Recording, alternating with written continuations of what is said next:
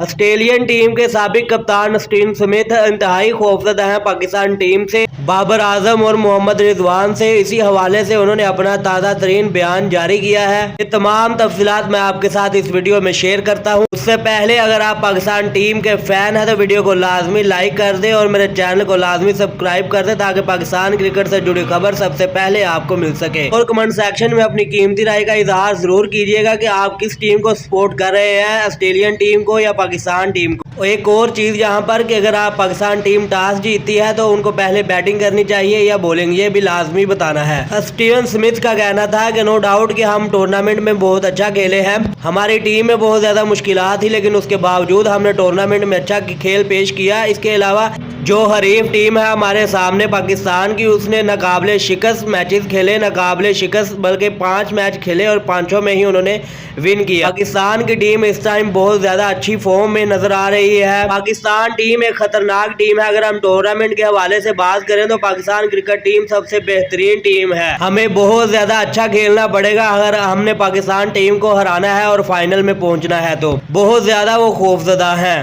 اگر آپ نے میرے چینل کو سبسکرائب نہیں کیا تو میرے چینل کو ابھی سبسکرائب کر دیں تاکہ پاکستان کرکٹ سے جڑی خبر سب سے پہلے آپ کو مل سکے۔